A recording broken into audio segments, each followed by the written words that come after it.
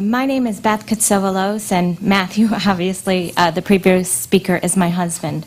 When you look upon my husband and myself, you may not see the battle scars of the past 2 years, but they are there. Despair, depression, disbelief, anger, suicidal ideation, and post-traumatic stress disorder. They are there. To put it bluntly, the post-LASIK symptoms of severe dry eye and unremitting eye pain almost destroyed our family. My children almost lost their father. As I look upon the panel today, I see that many of you are LASIK surgeons or have close ties to LASIK surgeons. I truly, truly hope that today you can put your vested ties with LASIK aside and be objective and really listen to what we have to say, the people who have walked in the shoes of LASIK failure. So I also ask the media now that you hold the FDA accountable for their decisions regarding whether or not the minority matter. I also ask the media to not stop here and to continue investigating the stories of LASIK failures and shine the light on the link between bad LASIK outcomes and suicidal ideation.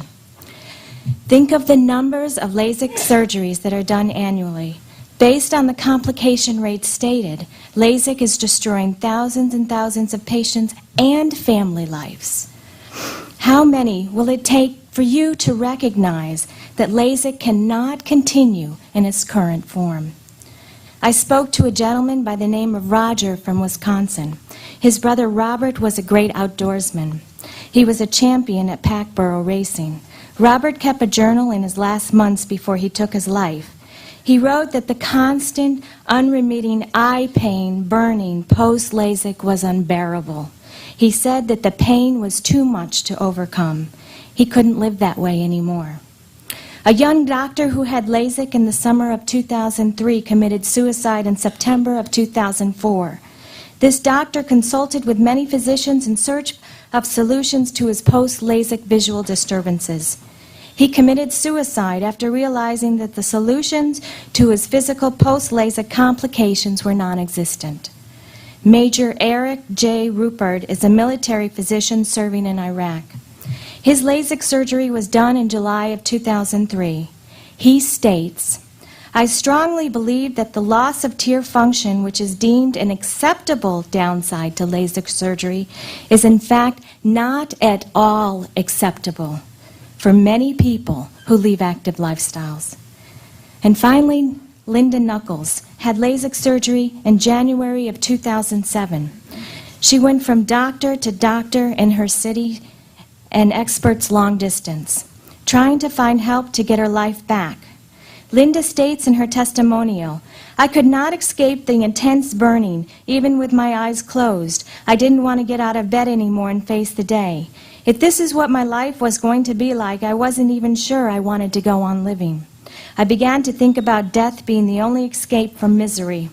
Along with the guilt of choosing to have the ill-fated elective surgery, I had to live with the guilt of what effect this was having on my husband and children.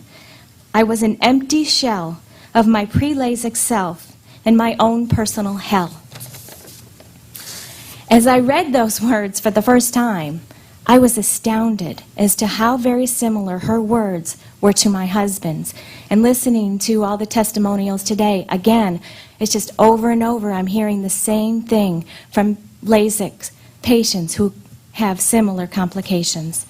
Linda goes on further to explain, 10 years ago I had cancer. Although it was scary and difficult, I got through the surgery and treatment without needing any antidepressants.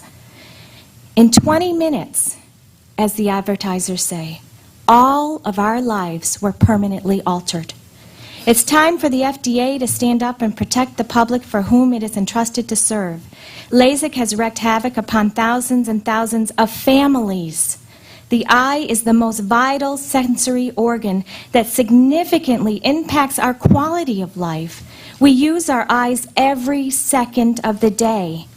When you permanently damage a person's previously healthy eyes, that person's physical and emotional state will be significantly impacted. Anyone who states otherwise lacks common sense or is disingenuous. Permanently damaging a person's most vital sensory organ with no Plan B fix is not a straw that breaks the camel's back. It's the 200-pound gorilla that brings most post-LASIK complications. Would you be able to wrap up? Sure. We're on the red again. I ask that the FDA to begin investigation of post-LASIK depression and suicidal ideation in its clinical sequelae. Thank you very much.